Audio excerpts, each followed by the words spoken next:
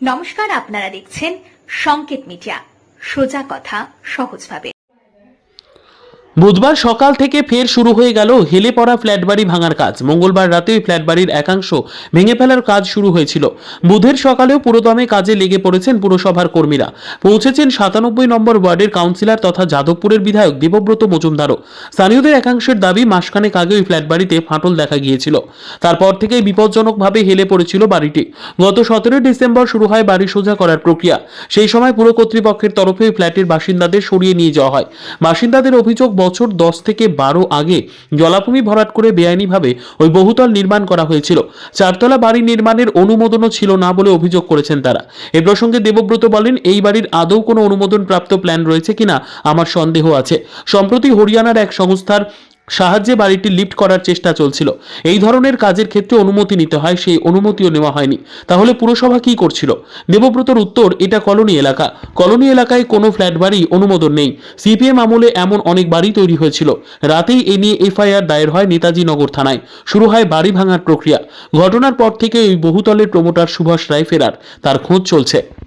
Front আমলে 90-এর শেষের দশকেও কলকাতায় রাজ্য বিধানসভায় বিল এসেছিল, যে বিলে বলা হয়েছিল, যতদূর সময় আমার এখন ডেটটা মনে নেই, এই ডেটের মধ্যে যারা অ্যাপ্লাই করবে তাদের সবাইকে কলোনিতে রেগুলারাইজ করে দেওয়া হবে।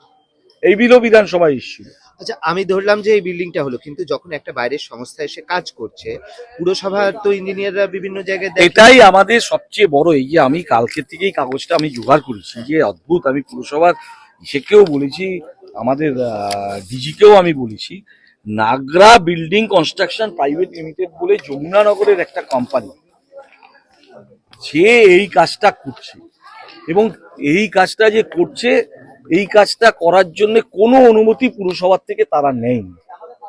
এবং যেই জগগুলি দিয়ে এটাকে তোলার চেষ্টা করা হয়েছে, আমি টেকনিক্যাল পার্সন নয়, কিন্তু আপাত দৃষ্টিতে মনে হচ্ছে একেবারেই ইনএফিশিয়েন্ট এবং কোনো টেকনিক্যাল এক্সপার্টাইজ ছাড়া এই কাজ হচ্ছে। কিন্তু আমি বলছি, এই কাজটা যখন হচ্ছে তখন কাউন্সিলর বলছেন যে তাকে বলেছিল, এবং তাকে এটাও বলা হয়েছিল যে তারা পাশে চলে যাচ্ছেন, পাশে গিয়ে থাকছেন।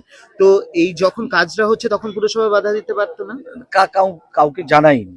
একটু ইস্যু হলো, কাউন্সিলরও জানে না, কাউকে জানায়নি। কারণ এই বাড়ির লোকগুলোকেও আমরা জিজ্ঞেস করেছিলাম যে এত বড় কাজ করলেন, মানে এই যে এখানে আছে 8 জন মিলে সই করেছে, ইনক্লুডিং ডেভেলপার, যে এই কাজটা করছেন আপনারা, এত বড় একটা কাজ করছেন, কাউন্সিলরকে জানাননি, পৌরসভাকে জানাননি, কিভাবে কাজটা করছে?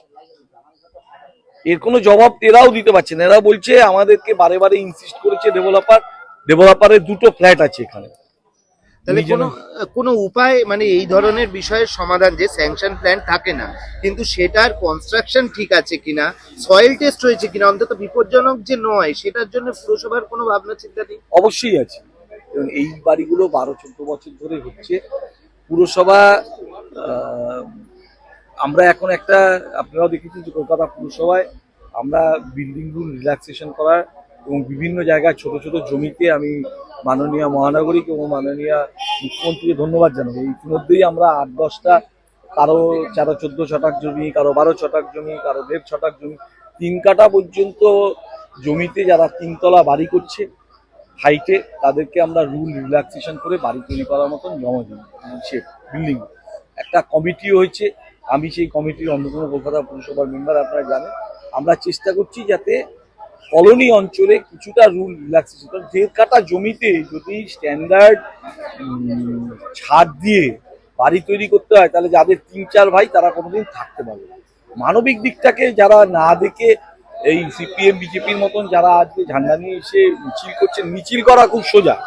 আমি ওদেরকে বলেছি, আমি সবাইকে আপনাদেরকেও বলবো, এটা এখন দেখাচ্ছেন মিতালিদির দিকে আঙুল তুলছে, আমাদের দিকে আঙুল তুলছে, অবশ্যই তোলা উচিত, কারণ জনপ্রতিনিধি হিসেবে আমাদের দায়িত্ব আছে, আমি অস্বীকার করছি না। আপনি যদি বলেন বিধায়ক হিসাবে হচ্ছে, একটু আপনার চোখের সামনে হচ্ছে, আমি সব জায়গায় বাধা দিতে পারছি না, বা মানবিকভাবে বাধা দেওয়ার মতন অবস্থাও নেই। আমি তো সোজাসুজি বলছি, আমি কলোনির লোক, কেউ 12 ছটাকে একটা নিজের দোতলা বাড়ি করবে, তার স্যাংশনের জন্য আমি ইনসিস্ট করতে পারছি না, সে থাকবে কোথায়? 4 ভাই, 5 ভাই, 6 ভাই, আমাদের মানবিক দিক দিয়ে তো ভাবতে হবে কিছু একটা। আমিরা তো প্রতিবাদ মিছিল করছে। শুনুন, আমি সেটাই বলছি, এখান থেকে 200 মিটার দূরে যান, কলতান বলে 101 নম্বর ওয়ার্ডে কমিউনিটি হল, অত বড় কমিউনিটি হল, জমি সরকারের না, কারো জমি না, পুরো বেআইনি নির্মাণ। উদ্বোধক হিসাবে নাম আছে বিকাশ ভট্টাচার্যের, পয়সা তুলে খাচ্ছে ওরা ওখান থেকে। আমরা তো দায়িত্ব নিয়ে বলছি এখানে সিপিএম এর যে কটা পার্টি অফিস আছে সব কটা বেআইনি।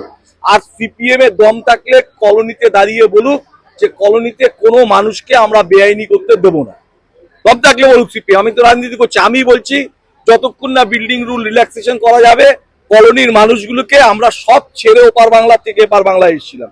মমতা দিয়ে আমাদেরকে দলিল দিয়ে সম্মান দিয়েছিল। মানুষকে আগে বাঁচতে দিতে হবে। এক কাঠা জমি, 14 শতাংশ জমি, 12 শতাংশ জমি, আমাদের তো কেউ এই পরিস্থিতির জন্য আমরা দায়ী নই। আমরা স্বাধীনতার বলি, ওপার বাংলায় সবাই প্রতিষ্ঠিত ছিল, আমরা দেশ ছেড়ে আসতে বাধ্য হয়েছিলাম স্বাধীনতার জন্য। আজকে কলোনির মানুষকে, কলোনির গরিব মানুষকে অপমান করার অধিকার কারণেই সবাই যে আমরা বারে বারে বলছি ভাই জমি দিয়েছে মমতা দি। Subscribe our channel. Press the bell icon.